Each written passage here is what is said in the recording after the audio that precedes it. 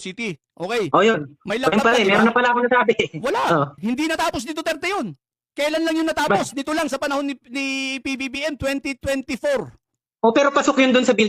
Ang sabi ko, ang tanong ko, sinimulan at tinapos.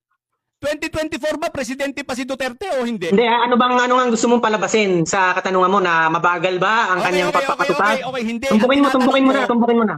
Oo. Aling proyekto niya sa loob ng 6 na taon, meron siyang 8 trilyon na pondo. Saan niya dinala? 8 trilyon, hindi niya tinapos ang project.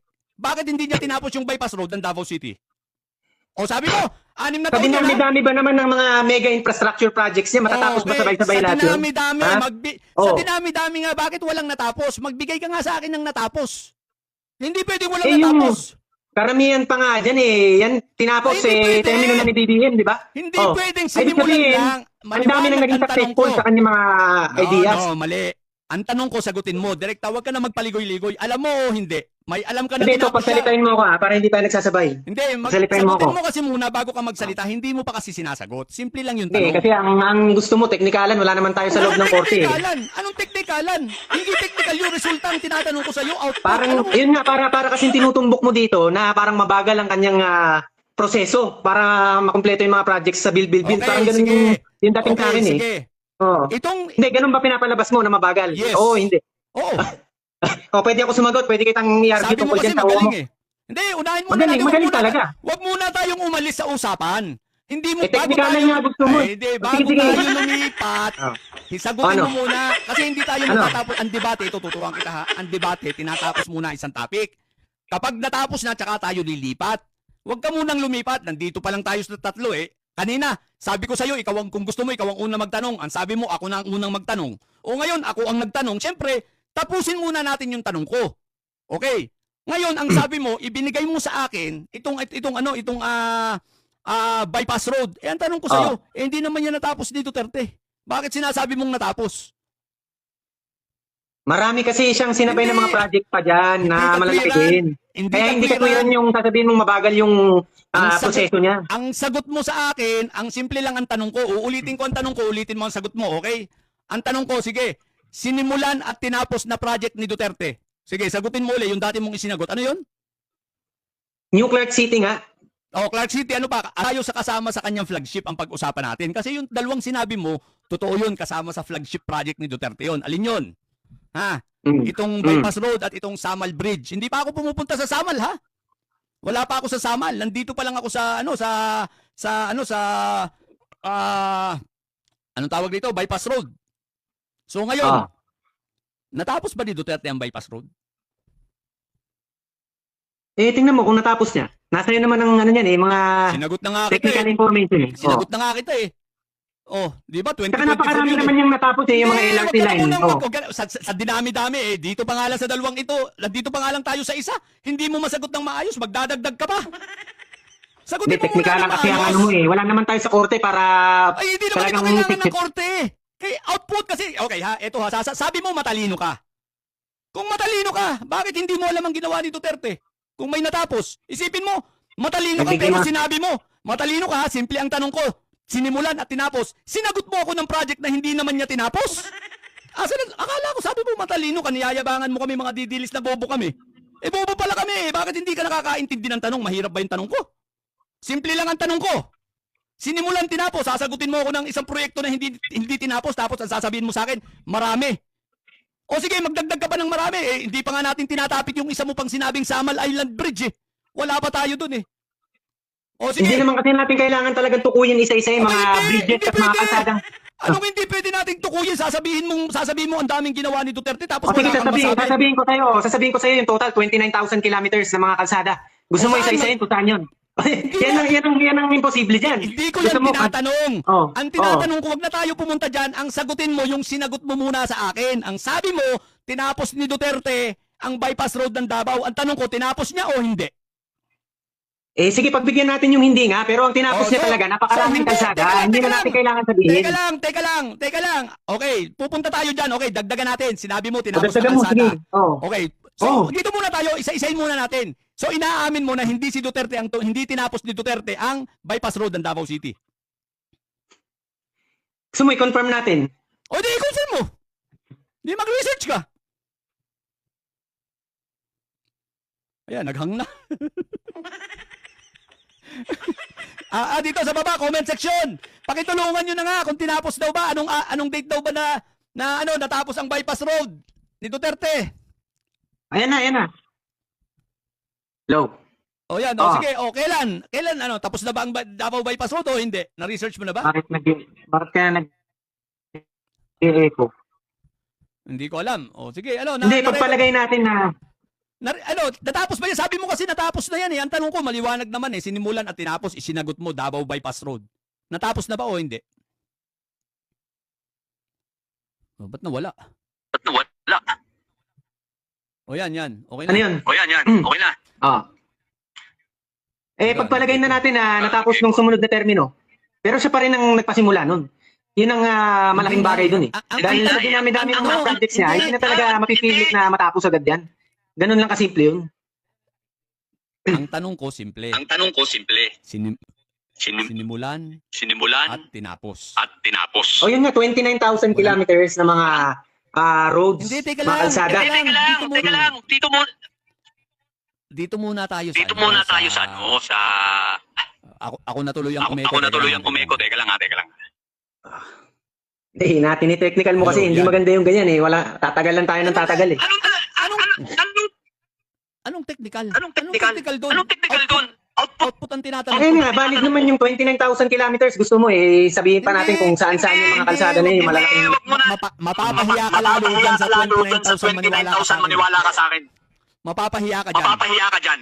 Dahil simple lang ang tanong ko, wag mo nang ipilit yan, lalo kang lalabas na bobo dyan. Sa 29,000 na yan. Maniwala ka. Bakit hindi mo na lang aminin na sablay yung sagot mo? Hindi, gusto mong palabasin na mabagal yung patakaran ni Digong nun eh. Hindi gusto mo sabihin eh. Sabihin mo na lang oo. Ang tanong ko sagutin mo, sinimulan at tinapos. Sinagot mo, Davao bypass bridge. Tinapos ba ni Duterte? Ayan ha, nag-research ka ba ha? Ang tanong ko, sabi mo matalino ka. Bakit hindi ka Hindi naman lahat ng detalye talagang kailangan i-memorize. Maganda yung stock na. Ano kailangan mong i-memorize sa detalye? Nasabi mo nga na meron siyang natapos ng 29,000 na kalsada? Mas mahirap yung 29,000 yun. Ito, isa lang. Bypass road lang ito. Oh. Tapos nagpapalusot ka ng 29,000. Ang main issue nga dyan, yung gusto mong tumbukin na mabagal yung patakaran niya eh. Ba't hindi na tayo mag-move on doon? Hindi lang mabagal, bobo at walang ginawa. Paano naging bobo at walang ginawa Sige, 29,000 kilometers. Sige. Sabi mo, tinapos na ang bypass road, kailan?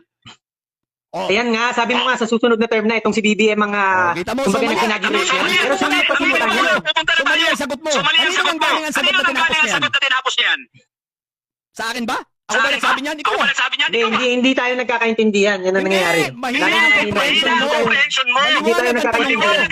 Maliwanag ang tanong ko. Ang tanong ko, sinimulan at tinapos. Sabi mo, bypass bridge. Okay. Ayaw mong aminin na sablay ka sa sagot mo. Hindi talaga eh. Signal pa lang kami na eh. Sige, Eko pa na eh. ito pangalawa. Ang sabi mo, Samal Bridge. Tama ba ako? Davao Samal Bridge. Tama ba ako? Tinapos ni Duterte. Davao. Samal Bridge. Saan nakatayo yung Search Davao mo Samal kung Bridge? tinapos niya, wala na ako doon. Pero siya ang nagpasimula niyo.